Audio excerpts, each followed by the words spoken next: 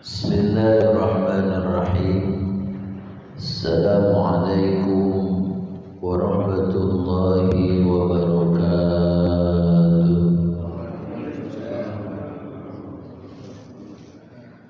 Alhamdulillah, alhamdulillahilladzi an'ama alaina bi ni'matil iman wal islam.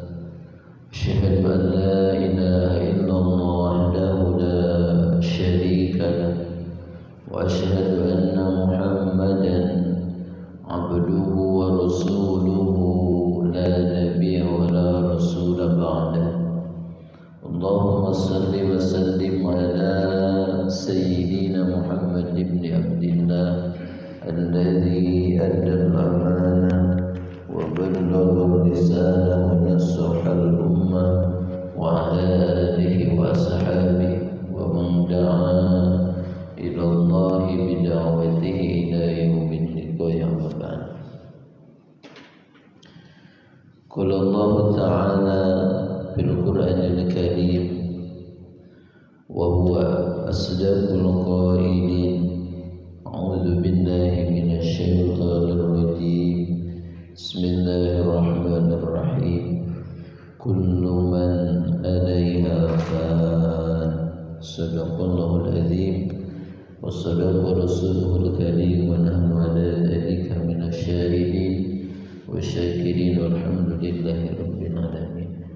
Alhamdulillah, para jamaah yang dirahmati oleh Allah Subhanahu wa taala, di pagi hari ini selepas kita melaksanakan sholat subuh berjamaah, kita bisa bersama-sama kembali di majelis, di tempat yang insyaallah dimuliakan oleh Allah Subhanahu wa taala, yang mudah-mudahan kita juga termasuk orang-orang yang senantiasa Allah muliakan. Amin ya Allah ya rabbal alamin.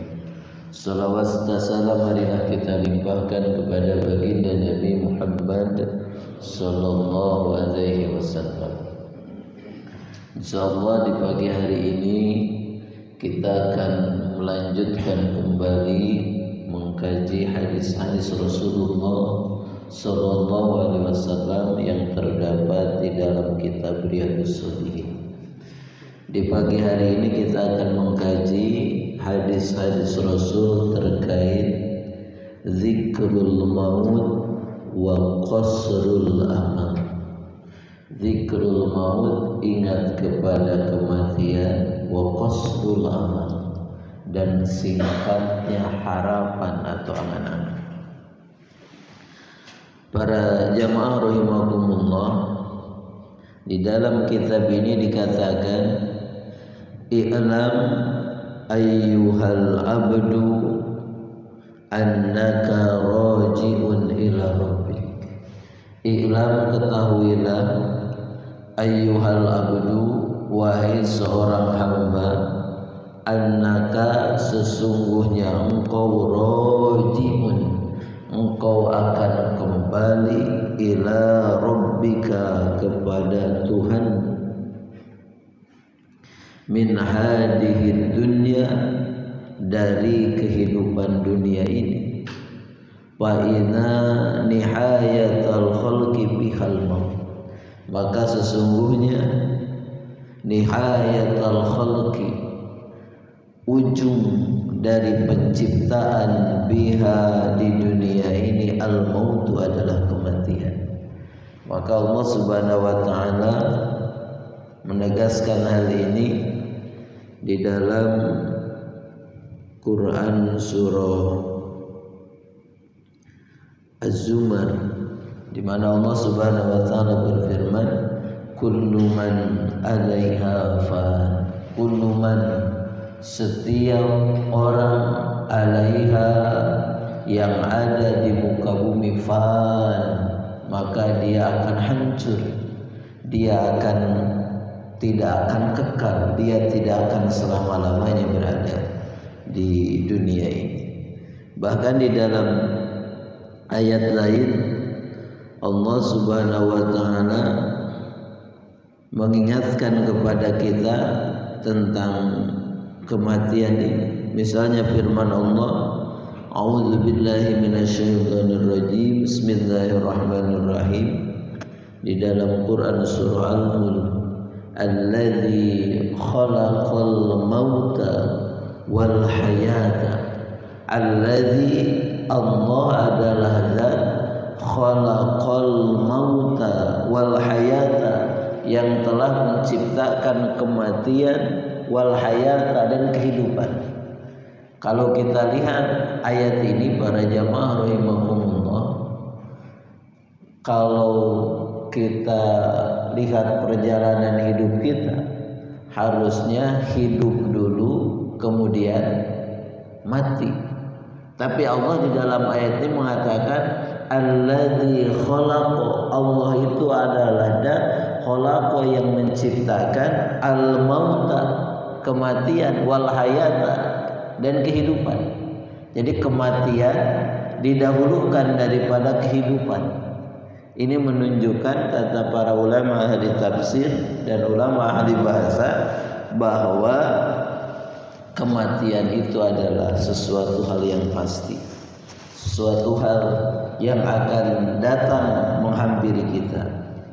Bahkan dalam ayat yang populer yang mungkin kita juga sering mendengar, Allah Subhanahu wa taala berfirman, kullu nafsin dha'iqatul maut. Kullu nafsin, bahwa setiap jiwa, kata Allah, dha'iqatul maut, mereka akan merasakan yang namanya kematian. Wa innama tuwaffa ujurahum yaumal qiyamati faman zuhziha 'anil nar wa udkhilal jannata faqad faz. Bahkan kata Allah, wa innama tuwaffawna ujurakum, dan sesungguhnya pahala kalian akan Allah balas yaumal qiyamati, pada hari kiamat.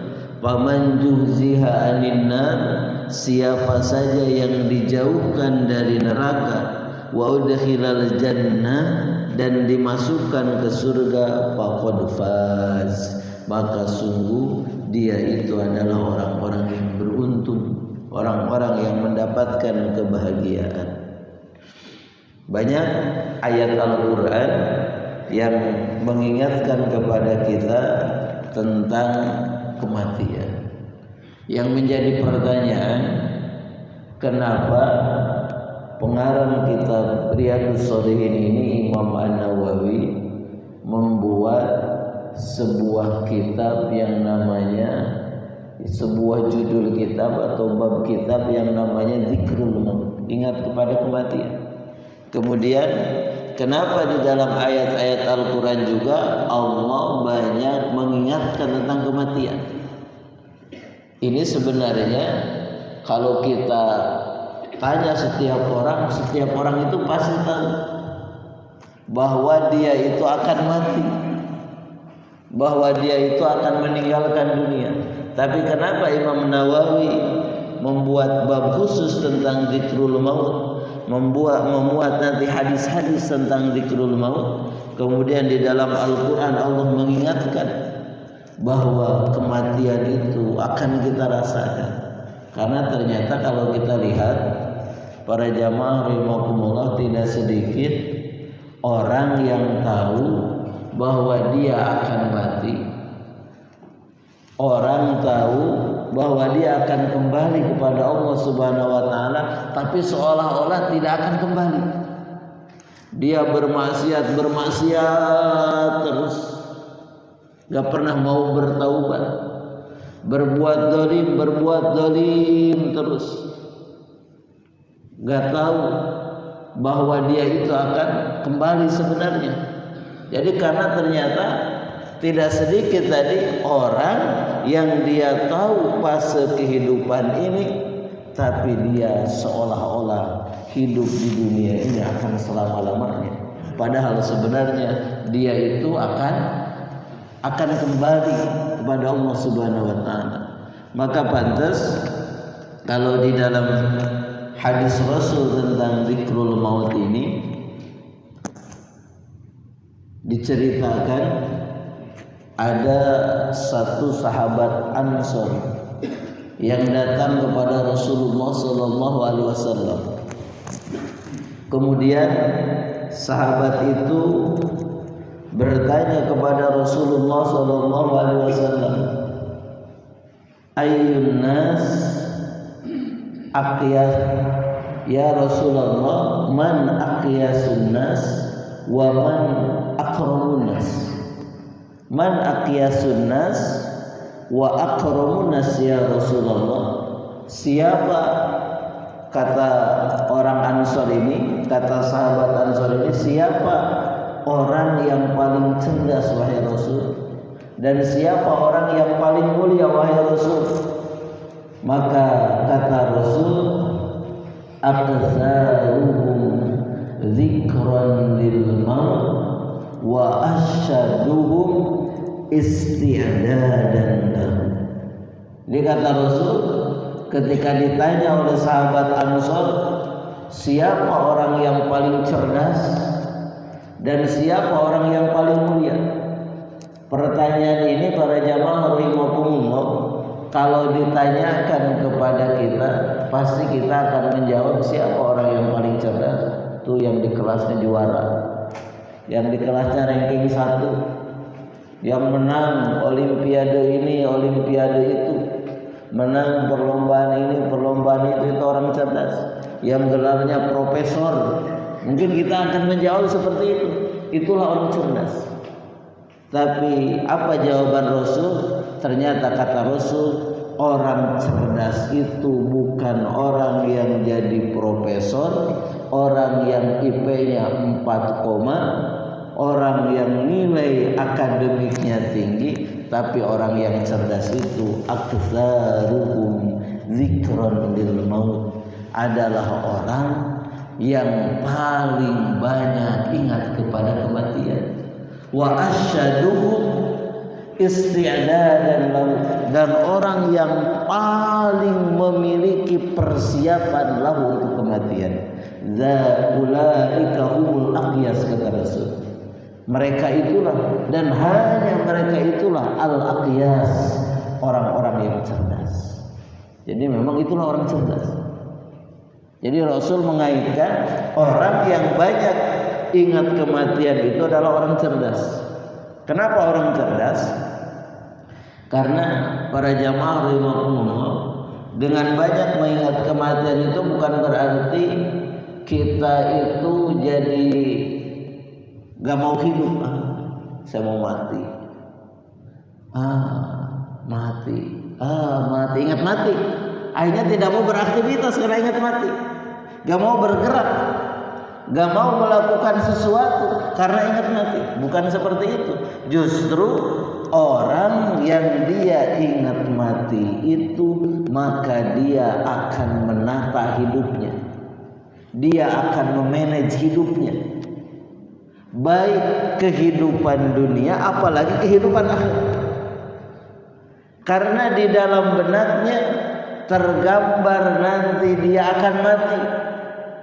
Kalau mati, dia ingin ketika matinya itu dalam keadaan husnul khotimah, matinya itu dalam keadaan dikenang oleh banyak orang, dikenang oleh teman-temannya, dikenang oleh sahabatnya, dikenang oleh keluarganya. Karena kata Rasul, ternyata ada orang yang meninggal itu ada 2. Yang pertama, ada orang yang meninggal itu ketika dia meninggal, maka orang lain itu bahagia dan seluruh makhluk bahagia. Kenapa? Karena dia adalah orang yang senantiasa melakukan keburukan, orang yang senantiasa melakukan kemaksiatan. Maka ketika mendengar kabar, oh orang itu sudah meninggal, maka semua orang alhamdulillah, akhirnya dia meninggal juga. Padahal sudah ditunggu dari dulu, kapan meninggalnya gitu. Akhirnya meninggal juga. Sekarang komplek kita aman, sekarang kampung kita aman, gak ada dia. sudah meninggal. Bahkan seluruh makhluk juga tidak bersedih, bahkan bahagia. Nah, kita tidak ingin nanti ketika meninggal dunia itu ternyata semua orang bahagia. Ketika mendapat info kita meninggal dunia, kita tidak mau seperti itu. Kita ingin ketika kita meninggal dunia itu semua orang mengatakan inna lillahi wa inna ilaihi raji'un, dan semua orang bersedih dan semua orang menceritakan bagaimana kebaikan-kebaikan kita, mengenang bagaimana kebaikan-kebaikan kita di dunia ini. Kita ingin seperti itu. Maka orang yang ingat mati itu adalah orang cerdas. Dia akan memanage,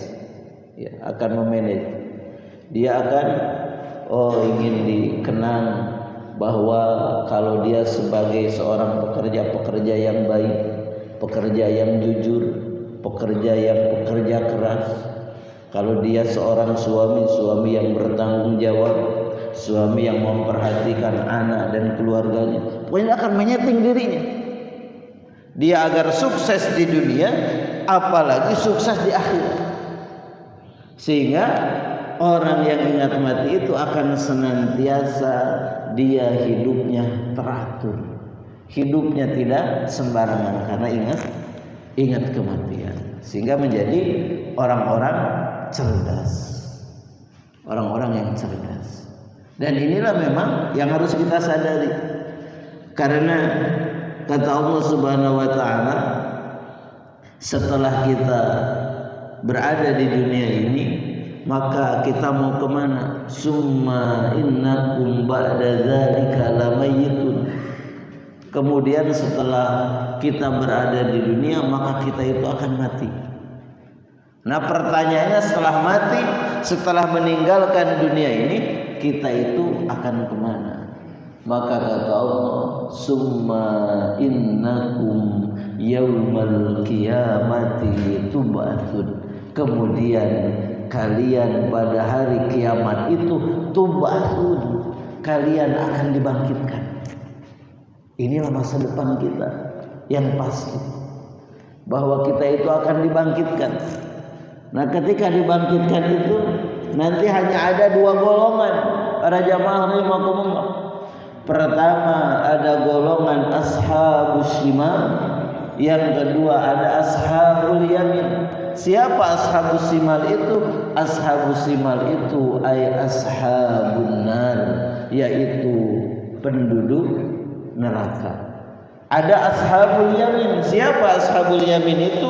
Ashabul yamin itu ay ashabul jannah, yaitu penduduk surga. Kita mau kemana? Tentunya kita tidak ingin menjadi ashabus shimal, karena kata Allah, ashabus shimal itu bi'sal masir, itulah seburuk-buruknya tempat kembali. Seburuk-buruknya bagaimana? Buruk sekali. Kenapa buruk sekali? Siksaan yang paling ringan saja di neraka itu, ketika seseorang menginjak bara api neraka, maka yang mendidih itu adalah otaknya. Coba bayangkan, berarti begitu panas luar biasa. Kalau sekarang bapak-bapak coba jalan kaki tanpa alas kaki di aspal yang panas itu, coba apa yang terjadi? Yang terjadi paling kakinya melepuh saja, otak tidak mendidih. Tapi di neraka itu menginjak bara api yang panas tadi, otak yang mendidih. Itu betapa dahsyatnya. Bahkan kata Rasulullah SAW, di neraka itu nanti ada neraka wail, satu lembah yang berada di neraka jahanam. Kata Ibnu Abbas, ada yang mengatakan kalau wail itu adalah kecelakaan, maknanya halaka. Jadi bisa maknanya halaka, fawailul lil mutaffifin, celakalah bagi orang yang al-mutaffifin, yang curang dalam berjual beli, dalam menimbang, dalam menakar. Fawailul lil musallin, maka celakalah bagi orang yang sholat. Nah, kata Ibnu Abbas, ternyata wail itu adalah sebuah lembah yang berada di neraka jahanam. Kalau seseorang itu dilemparkan ke neraka wail, maka dia akan sampai ke dasarnya itu, baru akan sampai ke dasarnya itu setelah 40 tahun. Jadi begitu dalamnya dan begitu dahsyatnya. Kalau kita lihat gedung yang paling tinggi di Jakarta, gedung apa? Gedung apa? Kalau dulu mah gedung BNI itu di Sudirman paling tinggi. Tapi kalau sekarang itu di Kuningan katanya ada hotel yang paling tinggi. Dan hotel ini memang unik. Lobinya itu bukan berada di lantai dasar, tapi di lantai 40 atau 60 di atas. Jadi ke atas dulu, nah paling atas itu ada rooftop. Di rooftop itu ada restoran. Maka kalau kita naik ke rooftop itu, kemudian kita lemparkan batu ke bawah, maka batu akan jatuh kira-kira berapa lama? Sejam, 2 jam? Gak akan. Paling hitungan detik. Hitungan detik jatuh ke bawah. Berarti itu gedung yang paling tinggi di Jakarta itu cuma hitungan detik. Ini dilempar ke neraka wail, ke lembah yang namanya wail yang ada di neraka jahanam, 40 tahun baru sampai. Berarti betapa dalamnya dan betapa dahsyatnya neraka wail itu. Maka itulah bi'sal masir, seburuk-buruknya tempat kembali. Maka tentunya kita tidak mau. Tentunya kita tidak ingin. Kita ingin tentunya menjadi ashabul jannah, menjadi penghuni surga.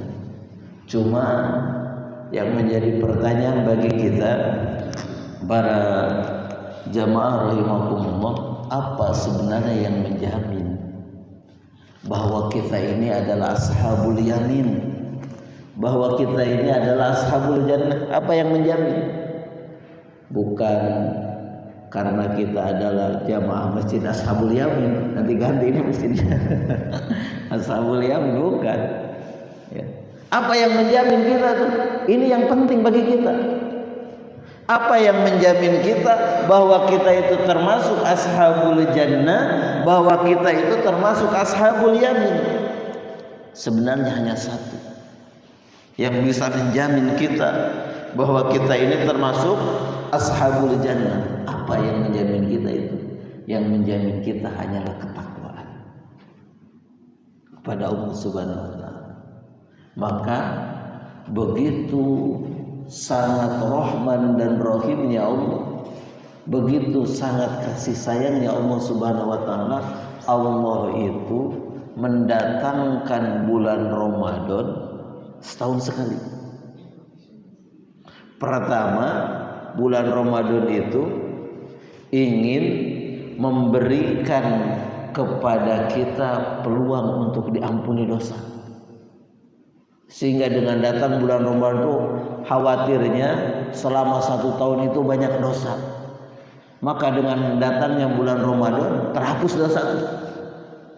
Maka seharusnya sebulan kemarin itu Ramadan sudah mampu menghapus dosa kita, sehingga kita Idul Fitri kembali kepada fitrah.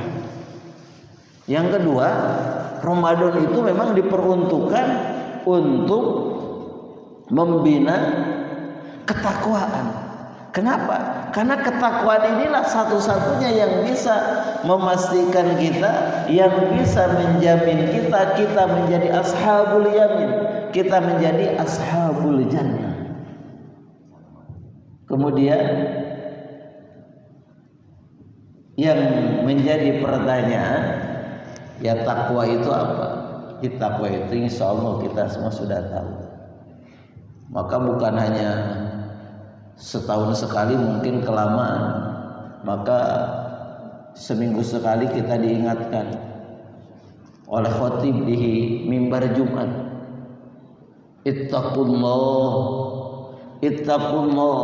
ittaqullah, bertakwalah kepada Allah. Kenapa tuh khotib itu seminggu sekali diingatkan tentang ketakwaan? Karena memang takwa inilah para jamaah rahimakumullah yang menjamin kita menjadi ashabul jannah, menjadi ashabul yamin. Takwa itu kita tahu, yang namanya takwa itu adalah imtitsalu awamirillah wajtinabu nawahi, melaksanakan segala perintah Allah, menjauhi segala larangan Allah. Jadi sebetulnya simpel takwa itu, tapi dalam pelaksanaannya ternyata tidak mudah takwa itu. Maka orang yang bertakwa itu ketika ada perintah Allah, apapun perintah Allah, dia tidak akan banyak tanya, tapi dia sami'na wa ata'na. Sebagaimana sebentar lagi datang Idul Kurban, Yaumun Nahr. Itulah cerminan orang yang bertakwa itu adalah keluarganya Ibrahim alaihi salam. Nabi Ibrahim itu ketika diperintahkan untuk mengorbankan sesuatu yang paling dicintainya, yaitu anaknya, tidak banyak tanya. Begitu juga Ismail. Ismail itu tidak tahu bahwa nanti ketika dia akan disembelih, Allah akan menggantinya dengan kambing yang besar. Gak tahu tuh. Ismail hanya tahu ini adalah perintah Allah. Dia bersabar menjalankan perintah Allah itu, sami'na wa ata'na. Begitulah sebenarnya orang yang bertakwa. Jadi sekalipun nyawa harus dikorbankan demi ketaatan kepada Allah, maka dia akan menempuh itu. Maka orang yang bertakwa itu ketika oleh Allah diperintah sholat, maka dia sholat. Ketika oleh Allah diperintah puasa, maka dia puasa. Ketika oleh Allah dilarang untuk berjudi, dia tinggalkan judi, dia tinggalkan judol. Ketika oleh Allah dilarang untuk melakukan riba, dia tinggalkan riba tanpa banyak tanya. Itulah orang yang bertakwa, sami'na wa ata'na. Maka inilah yang akan menjamin kita. Berarti kita harus memastikan agar diri kita itu senantiasa ada dalam ketakwaan. Jangan sampai diri kita itu ternyata tidak tergolong kepada al-muttaqin, orang-orang yang bertakwa. Nah, untuk memastikan agar kita ini menjadi orang-orang yang bertakwa pada jamaah rahimakumullah, maka mau tidak mau apa yang harus kita lakukan? Pertama yang harus kita lakukan, kita harus mempelajari Islam. Kita harus paham Islam. Karena di sanalah kita akan tahu mana perintah-perintah Allah Subhanahu wa taala, mana larangan Allah Subhanahu wa taala. Maka ini sejalan dengan sabda Nabi. Kata Nabi itu, thalabul ilmi faridotun ala kulli muslimin wal muslimat. Kenapa mencari ilmu itu wajib? Bagi siapa? Bagi setiap muslim dan muslimat. Laki-laki dan perempuan yang menyatakan dirinya muslim, maka wajib mencari ilmu. Dalam rangka apa? Dalam rangka agar kita itu bisa bertakwa. Rajamah rahimakumullah. Bahkan di dalam hadis lain, thalabul ilmi minal mahdi ilal lahdi. Itu kita juga hafal. Mencari ilmu itu mulai dari buayan sampai liang lahat. Artinya gak ada hentinya. Kenapa kita harus senantiasa mencari ilmu? Karena kita harus senantiasa menjadi orang-orang yang bertakwa kepada Allah Subhanahu wa taala. Jadi pertama, untuk menjaga diri kita agar senantiasa bertakwa, kita harus senantiasa mencari ilmu. Harus senantiasa hadir di majelis-majelis ini. Ya silakan. Hadir di majelis ilmu di komplek kita. Hadir di majelis ilmu di mana silakan. Selama majelis ilmu itu mengajarkan kepada kita untuk senantiasa bertakwa, mengajarkan kepada kita untuk senantiasa membina ketakwaan kita, maka itu yang harus kita lakukan agar kita senantiasa ada dalam ketakwaan. Yang kedua, Yang harus kita lakukan itu karena ternyata tidak mudah untuk mempertahankan ketakwaan itu sampai akhir hayat kita, maka kita harus punya komunitas yang mendukung kita itu agar senantiasa bertakwa. Kita harus punya jamaah, kita harus ada dalam kelompok yang kelompok itu menjaga kita untuk senantiasa bertakwa, untuk senantiasa taat kepada Allah Subhanahu wa taala, sehingga ketika kita melenceng dari ketakwaan itu ada teman kita yang mengingatkan kita, ada teman kita yang senantiasa memotivasi kita. Bahkan kita harus memastikan, para jamaah rahimakumullah, kata Rasul itu kan kalau kita meninggal dunia kemudian ada 40 orang mensolatkan kita, dan 40 orang itu adalah orang-orang yang bertakwa kepada Allah, orang-orang yang tidak pernah menyekutukan Allah, maka dia itu akan dibebaskan dari api neraka. Maka kita harus memastikan bahwa kita punya teman 40 orang di kontak kita sekarang. Ada 40 orang lebih kayaknya ya. 40 orang teman kita, dan teman kita ini memang teman-teman yang betul-betul bertakwa. Betul-betul orang-orang solih, orang-orang bertakwa yang nanti kalau mendapat kabar kita meninggal, mereka datang kepada kita ketika meninggal itu bukan melihat yang lainnya. Oh, si bapak itu mah kaya raya, kalau datang amplopnya gede. Bukan melihat itu. Kalau mensolatkan si bapak itu nanti amplopnya gede, akhirnya datang. Bukan karena itu, tapi datangnya teman-teman kita itu karena kecintaan kepada kita, karena ikatan hubungan kecintaan kepada kita, karena dia bersedih temannya yang dekat, temannya yang dicintai meninggal, sehingga datang yang 40 itu terpanggil. Walaupun dia lagi sibuk, terpanggil untuk datang mensolatkan kita. Maka sungguh bahagia orang yang seperti itu. Maka dalam perjalanan hidup ini kita harus memastikan untuk punya teman. Jadi punya teman, punya kelompok 40 orang yang datang kalau meninggal itu memang mensolatkan kita dengan dorongan cinta kepada kita dan cintanya karena Allah Subhanahu wa taala. Maka sungguh bahagia kalau kita ternyata memiliki teman seperti itu. Maka inilah yang kedua. Jadi agar kita senantiasa bertakwa itu, pertama kita harus pahami Islam, harus ngaji, ya. Yang kedua kita harus punya kelompok, punya jamaah, punya apalah namanya grup gitu.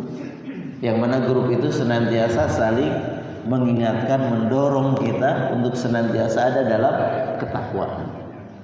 Nah, yang terakhir kita harus senantiasa berdoa kepada Allah, karena Allah lah yang memiliki segala hal. Kita berdoa kepada Allah agar Allah senantiasa menjaga kita untuk senantiasa istiqomah.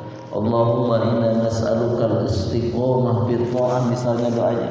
Ya Allah, kami memohon kepadamu agar kami diistiqomahkan dalam ketaatan. Atau ya kalau nggak bisa pakai bahasa Arab, pakai bahasa Indonesia, pakai bahasa kita, tinggal kita memohon kepada Allah, ya Allah bimbing aku agar senantiasa ada dalam jalan takwa, ya Allah jaga aku, ya Allah jauhkan aku, ya Allah dari kemaksiatan yang bisa memalingkanku dari ketakwaan. Silakan para jamaah berdoa. Jadi kita jangan menjadi orang-orang yang kebalikannya. Orang-orang kebalikannya bagaimana? Justru malah mengorbankan ketakwaan demi yang namanya dunia. Demi kerja malah dia mengorbankan ketakwaan. Demi pangkat dan jabatan malah dia mengorbankan ketakwaan. Demi yang namanya dunia malah dia mengorbankan ketakwaan. Demi nikah malah dia mengorbankan ketakwaan. Maka segala sesuatu yang kita miliki ini para jamaah rahimakumullah harus kita tujukan kepada ketakwaan. Kita punya harta, maka harta ini harus mendukung ketakwaan kita. Kita punya anak, maka anak ini harus menunjang ketakwaan. Kita punya istri, maka istri ini harus menunjang ketakwaan. Kita punya keluarga, maka keluarga ini harus menunjang kepada ketakwaan. Kita punya bisnis, bisnis kita itu harus menunjang ketakwaan. Kita bekerja, bekerja itu untuk menunjang ketakwaan. Kita punya pangkat dan jabatan, pangkat dan jabatan ini untuk menunjang ketakwaan. Bukan sebaliknya, malah kita mengorbankan ketakwaan. Kalau kita mengorbankan ketakwaan, maka tentunya celakalah kita, karena kita tidak akan menjadi ashabul yamin, tapi kita akan menjadi ashabus shimal. Maka inilah yang harus kita siapkan, sehingga kita menjadi ya orang-orang yang cerdas. Jadi penting kita senantiasa ingat mati itu, ya. Bukan berarti tadi hidupnya jadi pesimis dan sebagainya. Nah, maka hadis selanjutnya para jamaah rahimakumullah yang dicantumkan oleh Imam An-Nawawi di dalam kitab Riyadhus Shalihin ini adalah hadis dari Ibnu Umar. An Ibnu Umar ini mengingatkan kepada kita. Qala akhadha Rasulullah sallallahu alaihi wasallam bimanki. Jadi kata Ibnu Umar, Rasulullah sallallahu alaihi wasallam memegang pundak. Memang ini salah satu kebiasaan Rasul. Jadi Rasul itu kalau mau menasihati sahabatnya pegang pundaknya. Dia pegang pundaknya. Ini kalau di dalam ilmu hadis ini disebutnya hadis musalsal. Hadis musalsal. Jadi hadis musalsal itu hadis yang diriwayatkan dengan sifat tertentu. Sifatnya Rasul megang pundak. Itu hadis musalsal. Sifatnya Rasul itu Rasul meriwayatkan hadis ini misalnya di hari raya Idul Fitri, di hari Idul Adha, berarti itu adalah musalsal di hari raya Idul Adha. Maka kalau mau menyampaikan hadis ini harus sambil pegang pundak. Pegang pundak Pak. Pegang pundak seperti Rasul kepada Ibnu Umar, di mana Ibnu Umar waktu itu ini adalah seorang pemuda. Ini luar biasa. Nasihat Rasul kepada seorang pemuda. Dia pegang tuh pundak Ibnu Umar itu oleh Rasulullah SAW. Faqala, maka kemudian Nabi berkata kepada Ibnu Umar, kun fid dunya ka'annaka gharibun aw abir sabil, kata Rasul. Wahai Ibnu Umar anak muda, kun fid dunya, jadilah kamu itu di dunia ka'annaka gharibun, seolah-olah engkau adalah orang asing, seolah-olah engkau adalah orang yang sedang merantau, au abirus sabil, atau orang yang sekedar nyebrang jalan. Jadi ini adalah perumpamaan yang luar biasa. Jadi Ibnu Umar seorang pemuda dikasih nasihat oleh Nabi untuk ada dalam kehidupan dunia ini seperti orang yang sedang berada di perantauan. Para jamaah rahimakumullah, kalau kita lihat orang yang sedang berada di perantauan, dia itu tidak akan memperkaya dirinya di perantauan. Kenapa? Karena dia sadar bahwa dia akan kembali. Karena dia sadar bahwa di perantauan itu tidak akan selamanya, dia akan kembali. Gitu. Itu kita lihat tukang-tukang warteg, warung-warung Madura tuh. Tukang-tukang warteg itu dia di perantauan rela tidur di tempat yang mungkin berapa tuh luasnya gitu. Ini tempat dagang, tempat tidur, tempat dagang, dapur, nyatu semuanya tuh. Rela tidur sempit-sempitan. Kenapa? Di perantauan. Dan kalau kita lihat ke kampung Tegal di sana itu kampung warteg, maka rumah-rumahnya gedung-gedung, rumah-rumahnya bagus-bagus rumah-rumahnya gitu. Rumah-rumahnya megah-megah. Begitu tukang warteg gitu. Jadi ternyata dia ada di perantauan itu, dia rela bersusah payah, dia rela melakukan hal-hal untuk mengumpulkan bekal untuk dibawa ke kampung asalnya. Begitu. Orang Madura aja gitu kan, warung-warung Madura tuh. Nah kalau dilihat di kampungnya itu ternyata ya kehidupannya tidak seperti di sini. Jadi kenapa? Karena dia sadar seorang perantau itu bahwa dia itu akan kembali kepada kampungnya. Nah maka ini perumpamaan yang luar biasa dari Rasul. Kita di dunia ini harus hidup seperti perantau. Gak apa-apa bersusah payah di dunia ini. Gak apa-apa kita sengsara di dunia ini. Yang penting kita melakukan persiapan, mencari bekal, mengumpulkan bekal yang banyak untuk kembali ke kampung asal kita, untuk kembali ke surganya Allah Subhanahu wa taala. Maka itu harus kita lakukan. Gak apa-apa capek, gak apa-apa susah, gak apa-apa lelah di dunia ini. Yang penting kita sedang melakukan, kita sedang mengumpulkan bekal untuk kembali ke kampung asal kita, yaitu surga Allah Subhanahu wa taala. Karena kata para ulama, li'anna marji'al muslimi li jananihi, karena tempat kembalinya seorang muslim itu li jananihi, ke surganya Allah Subhanahu wa taala. Itulah kampung asal kita. Maka jangan salah mudik nanti. Mudiknya ya maunya ke kampung asal, ini malah kemana gitu ya. Jadi jalurnya sudah diarahkan. Jadi sudah diarahkan sama Rasulullah, sudah diarahkan sama Allah, jalurnya itu ke sana jalurnya itu. Ya. Kadang kita ingin ke surga, padahal Allah itu sudah memberikan jalan-jalannya ke surga. Rasulullah telah membimbing jalan-jalan ke surga, malah kita percayanya itu kepada manusia. Maka mintalah surga tuh ke manusia yang dipercaya sama kita. Jangan minta surga kepada Allah. Nanti ketika di akhirat, ya Allah, aku ingin ke surgamu.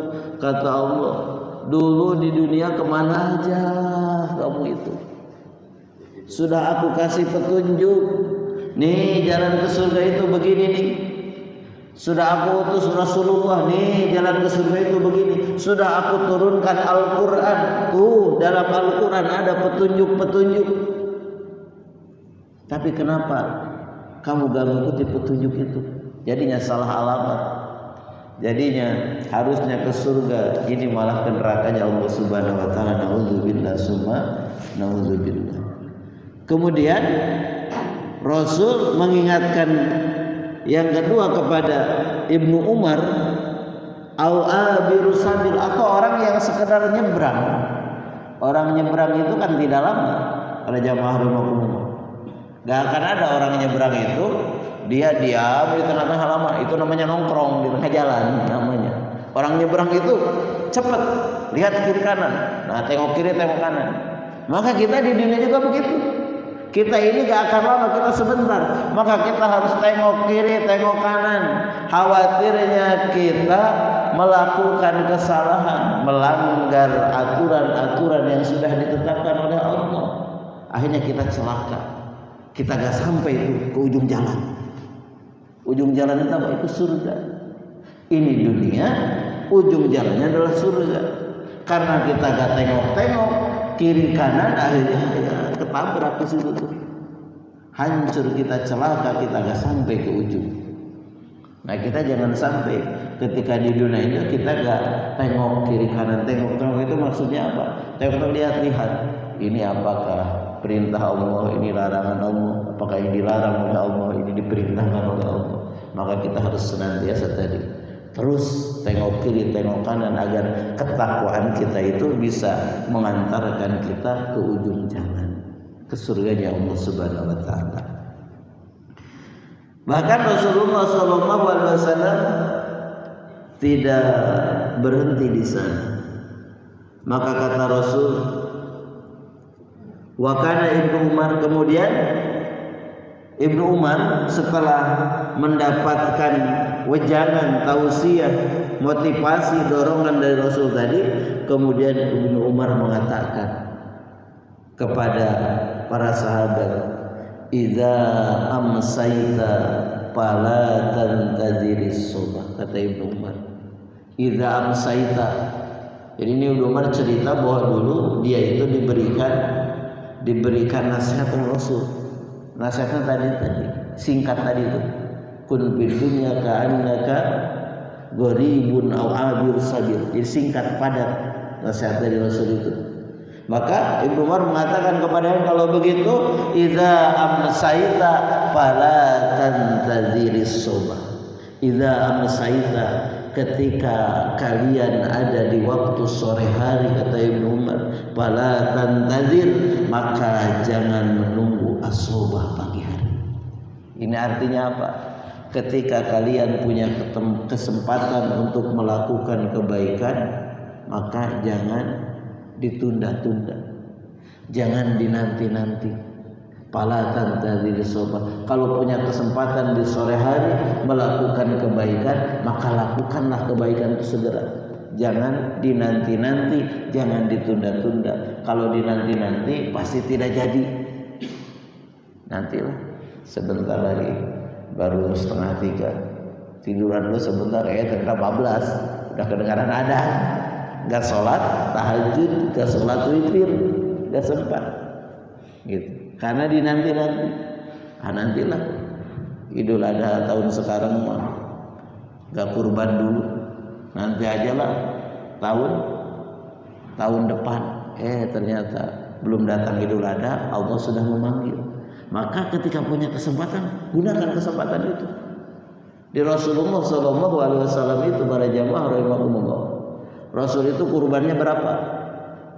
Kurbannya ketika haji wada itu kurbannya 100 ekor unta sendirian, nggak bersama-sama, nggak bareng-bareng. 100 ekor unta sendirian. Uangnya berapa itu? Disembelih oleh Rasul sendiri. Sampai 70 berapa Rasul sembelih sendiri, sisanya disembelih oleh Ali bin Abi Thalib. 100 unta itu. Kenapa coba Rasul sampai terdorong untuk melakukan itu? Karena ya ingat kematian. Karena kita tidak bisa punya penyelamat. Salah satu penyelamat itu adalah hewan kurban kita. Ini memotivasi bagi yang mau kurban biar lebih semangat. Jadi hewan kurban itu, kata Rasul, Allah itu akan mengampuni dosa orang yang berkurban sebelum darah hewan kurban itu jatuh ke tanah. Coba para jamaah bayangkan, hewan kurban itu ketika disembelih ke tanah paling berapa senti itu? Dekat sekali kan lehernya ke tanah itu. Tapi ini sebelum darah itu jatuh ke tanah itu sudah diampuni dosanya. Itu hewan kurban sudah sampai kepada Allah Subhanahu wa taala. Ini luar biasa ya. Maka kalau Rasul saja begitu luar biasa, maka kita harus punya niat. Punya niat. Minimal kalau punya niat itu ya kita menabung. Kalau sudah menabung itu ya nanti Allah akan memberikan jalannya kepada kita. Karena kita punya niat baik. Ya, niat baik. Insyaallah. Nah, itu salah satu persiapan juga. Jadi memang Allah itu luar biasa pada jamaah rahimakumullah. Di samping Allah itu menyuruh kita untuk melakukan ketaatan kepada Allah, itu memberikan kesempatan kepada kita. Kesempatan agar kita itu senantiasa ada dalam kebaikan. Kemarin sawah kita diberikan kesempatan oleh Allah untuk menyempurnakan Ramadan agar genap 1 tahun puasanya itu. Tapi wallahu a'lam, apakah kita menyia-nyiakan kesempatan itu? Maka ada kesempatan untuk senantiasa melakukan ketaatan dalam kehidupan ini. Maka kita sampai kehilangan kesempatan di bulan yang akan datang. Kalau bisa haji ya haji, kalau bisa kurban ya kurban, ya niat. Padahal kalau dari 1 tahun sebelumnya kan kalau nabung sebetulnya bisa ya, 1 tahun. Jadi mulai dari awal tahun kemarin itu kita nabung untuk kurban sebetulnya bisa. Buktinya ngerokok juga bisa. Berapa tuh 1 bungkus rokok? Kalau berhenti lu nabung pasti itu bisa kebeli. 1 tahun ya dapat 4 juta dapat ya, bisa kambing 1 mungkin, bisa ikut juga udunan sapi. Jadi memang ini adalah kesempatan yang luar biasa. Nah maka para jamaah rahimahullah jangan menunggu. Kalau kita punya kesempatan untuk melakukan kebaikan, kalau kesempatan itu di sore hari, lakukan di sore hari, jangan sampai menunggu pagi. Wa idza asbahta fala tantazil masa. Begitu juga ketika kita ada di pagi hari, kita memiliki kesempatan di pagi hari untuk melakukan kebaikan, fala tantazil masa. Jangan menunggu sore hari. Khawatirnya ternyata sore hari kita sudah tidak punya umur, kita sudah menghadap kepada Allah Subhanahu wa taala. Bahkan kata Ibnu Umar, wa khud min sihatika limaradika wa min hayatika limautika, dan jadikanlah sehatmu itu limaradika, untuk persiapan sakitmu. Jadi ketika sehat itu lakukanlah amal-amal baik untuk persiapan sakit. Kenapa begitu? Karena orang yang sakit itu ketika dia tidak bisa melakukan amal baik karena sakitnya, tapi kalau dia itu ketika sehatnya senantiasa melakukan kebaikan, maka pahala kebaikan tetap dia dapatkan. Dia senantiasa melaksanakan sholat duha, sholat suruh ketika sehatnya itu, maka ketika sakit dia tidak bisa menjalankan kebiasaannya itu, maka tetap dia akan mendapatkan pahalanya. Dia puasa, dia senantiasa puasa Senin Kamis ketika sehat, senantiasa puasa Daud ketika sehat, maka ketika sakit dia tidak bisa melakukan itu, maka tetap pahalanya akan senantiasa mengalir. Dia senantiasa melaksanakan sholat tahajud ketika sehat, senantiasa melaksanakan sholat witir ketika sehat, maka ketika sakit dia tidak bisa melakukan itu, maka tetap pahala kebaikan itu akan mengalir kepada orang yang sedang sakit itu dapat pahala. Maka siapkanlah kesehatan kita itu untuk sakit kita. Begitu juga kata Ibnu Umar, siapkan hidup kita ini untuk kematian kita. Karena sekali lagi itulah yang pasti akan datang kepada kita, yang namanya kematian. Begitu para jamaah rahimahullah. Mudah-mudahan ini menjadi pengingat bagi saya pribadi dan umumnya bagi kita semua. Jadi inilah masa depan kita yang pasti. Maka mari kita menata mulai saat ini agar kita senantiasa ada dalam ketakwaan kepada Allah Subhanahu wa taala. Insyaallah kalau sudah seperti itu, maka kita sudah bisa menjamin diri kita ini menjadi ashabul yamin, menjadi ashabul jannah. Itu mungkin yang bisa disampaikan. Kurang lebihnya mohon maaf sebelum diakhiri. Kalau ada yang ingin disampaikan, maka dipersilakan. Baik, terima kasih Ustaz atas materinya. Untuk jamaah tanpa yang bertanya dipersilakan.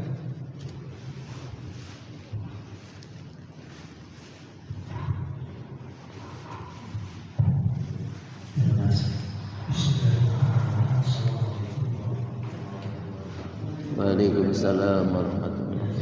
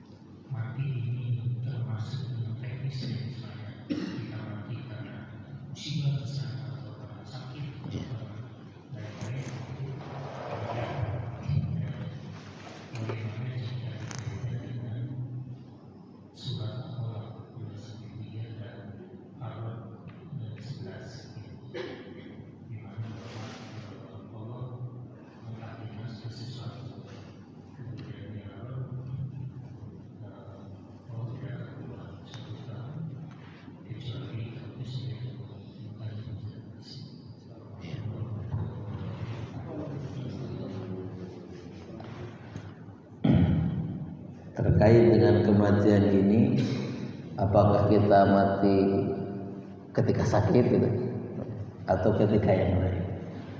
Jadi terkait dengan kematian ini kita harus berbicara tentang sebab kematian. Jadi ini sebetulnya hampir sama dengan konsep rezeki. Sebab kematian dan sebab rezeki itu hampir sama. Sebab kematian itu kalau kita buka ayat-ayat Al-Quran, maka yang menjadi sebab kematian itu hanya satu, yaitu apa? Sampainya ajal. Sampainya ajal. Jadi ada yang disebut sebab kematian. Sebab kematian itu ya sampainya ajal. Maka kata Allah, idza jaa ajalukum la yastakhiruna sa'atan wa la yastaqdimun. Ketika sudah datang ajal kalian, maka tidak bisa diakhirkan walaupun satu saat, atau tidak bisa didahulukan walaupun satu saat. Jadi ketika sudah sampai ajal, maka pasti kita meninggal dunia. Nah yang kedua ada al-hal itu kondisi-kondisi yang kemungkinan besar itu akan mendatangkan kepada kematian. Ya bisa sakit, ya bisa celaka, tapi belum pasti. Tapi itu kondisi-kondisi yang kemungkinan. Maka ketika orang celaka, tabrakan, kemungkinan itu bisa mengantarkan kepada kematian, tapi belum pasti. Karena ada orang yang tabrakan ternyata masih tetap jaguar ringkas, kata orang Sunda, masih kuat, masih hidup. Ada orang yang jatuh dari pesawat, itu kalau ajalnya belum datang tetap aja hidup. Gitu. Ada orang yang sudah ditusuk-tusuk oleh pisau, menurut pemikiran kita itu pasti akan mati. Tapi kalau ajalnya belum sampai pasti tetap hidup. Sudah ditusuk beberapa kali, dia ditusuk 100 kali tapi tetap hidup. Gitu. Karena ajalnya belum sampai. Jadi memang penyebab kematian itu hanya satu, sampainya ajal. Dan sampainya ajal ini kita tidak tahu. Allah tidak memberitahu kita kapan ajal itu datang. Ya.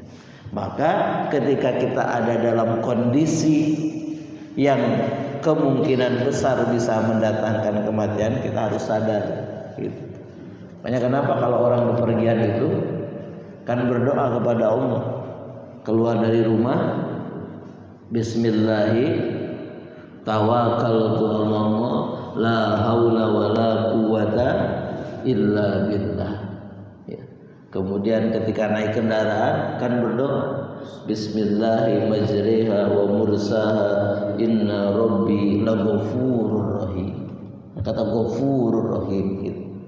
Dan memang dianjurkan juga ketika kita melakukan perjalanan itu kita senantiasa ingat kepada Allah, karena khawatirnya ketika kita ada di perjalanan terjadi sesuatu yang tidak kita inginkan gitu. Ya, maka kalau orang naik pesawat itu kadang bagaimana kalau meninggal, maka berlindung tuh kepada Allah Subhanahu wa taala. Maka sebenarnya ketika orang sakit kita lihat dia sering sadar terhadap kematian. Nah, tapi tidak juga ada orang yang dia subuh harinya masih ikut makan bareng, jam 8 tidak ada. Ada juga karena ajalnya memang sudah datang. Maka oleh karena itu kita tidak tahu apakah kita meninggal ketika dalam keadaan sedang bepergian, kecelakaan, apakah kita meninggal sedang di tempat kerja, apakah kita meninggal sedang berada di masjid, apakah kita meninggal ketika kita sakit. Kita tidak tahu. Maka oleh karena itu ya penting tadi kita senantiasa siap. Kapanpun kematian itu datang kepada kita, maka kita sudah melakukan persiapan. Maka orang yang siap ajal itu datang kepada dirinya, dia dalam keadaan siap, maka dia akan senantiasa ada dalam kebaikan-kebaikan. Yang ada kabar yang luar biasa dari Rasul itu adalah seseorang itu, kata Rasul, akan dimatikan, akan meninggal dunia sesuai dengan kebiasaannya. Jadi maka itulah yang mungkin ada salah satu petunjuk dari Rasul. Jadi kalau kita ingin meninggal dunia itu dalam keadaan sedang melakukan ketaatan, berarti biasakan maaf. Gitu. Kalau kita ingin meninggal dunia itu dalam keadaan sedang silaturahim, maka biasakan silaturahim. Gitu. Jadi ada guru Al-Fakir itu meninggal dunia di mobil, sedang silaturahmi, perjalanan silaturahim. Karena memang dia itu suka silaturahmi. Jadi keluarga yang jauh, yang dekat dia datangi. Gitu. Dia datang, keluarga jauh dekat dia datangi semuanya. Maka meninggalnya di mobil, sedang silaturahim. Gitu. Sesuai dengan yang kebiasaannya. Jadi itulah yang bisa kita lakukan. Jadi wallahu a'lam bishawab. Maka tugas kita berarti begitu. Masih ada yang lain lagi jemaah untuk bertanya? Assalamualaikum warahmatullahi wabarakatuh. Waalaikumsalam warahmatullahi wabarakatuh. Kesempatannya, kita dari pertanyaan. Kita kadang-kadang sering mendengar ketika orang Muslim itu meninggalnya jatuhnya hari Jumat. Kadang-kadang kita bicara ngobrol sesama Muslim bahwa yang meninggal hari Jumat itu tidak mendapatkan sesuatu masuk ke dalam golongan usul khotimah. Saya tadi itu dalam buku-buku itu belum ketemu gitu apa memang itu hanya kebiasaan atau ucapan seorang kiai yang tahu gitu, bahwa meninggal Jumat itu usul khotimah. Saya mohon penjelasan. Ya memang ini hadisnya itu hadis tidak terlalu kuat kalau dalam hadis. Jadi memang ini hadis ditujukan untuk memotivasi. Kenapa? Karena hari Jumat itu dikatakan Sayyidul Ayyam, rajanya hari. Jadi kalau meninggal di rajanya hari, maka insya Allah baik. Tapi tadi memang kembali lagi, kalau meninggal di hari Jumatnya lagi judi, ya tetap aja. Tetap aja. Jadi memang ini ya tadi makanya keterangannya ini ya tidak begitu kuat. Cuma ketika orang solih itu Allah cabut nyawanya di hari Jumat, maka bahagia. Maka orang katakan husnul khotimah. Kenapa? Dia masoli kemudian meninggal dunianya di Sayyidul Ayyam, di rajanya hari gitu. Jadi sebenarnya ya tidak menjamin juga, tidak menjamin juga. Tapi memang berdasarkan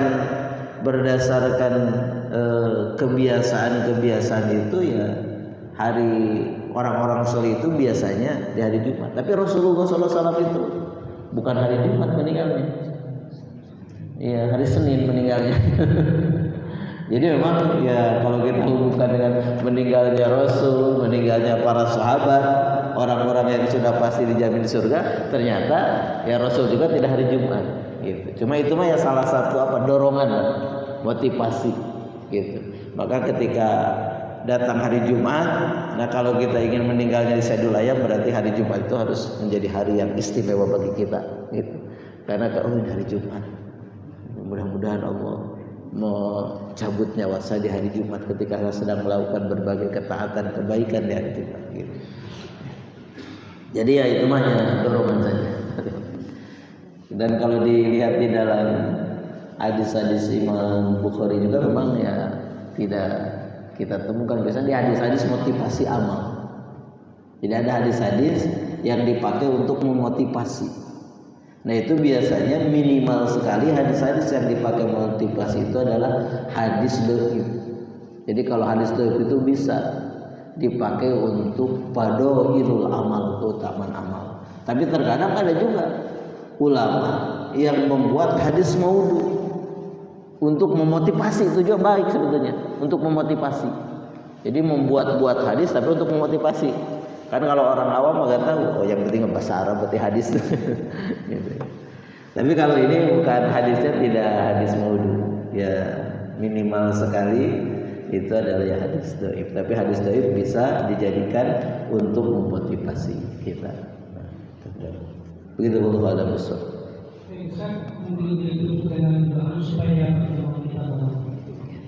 Baik para jamaah rahimakumullah, mari kita akhiri pertemuan kita ini dengan sama-sama kita memohon kepada Allah Subhanahu wa taala, mudah-mudahan dengan kehadiran kita ke majelis ini Allah senantiasa mempermudah segala urusan kita. Andaikan di antara kita yang sedang sakit, di antara jamaah kita yang sedang sakit, di antara tetangga kita yang sedang sakit, Allah angkat sakitnya ganti dengan kesehatan. Andaikan di antara kita yang ditimpa kesulitan, kesusahan, kebingungan, Allah angkat sulit, susah, bingungnya ganti dengan kebaikan.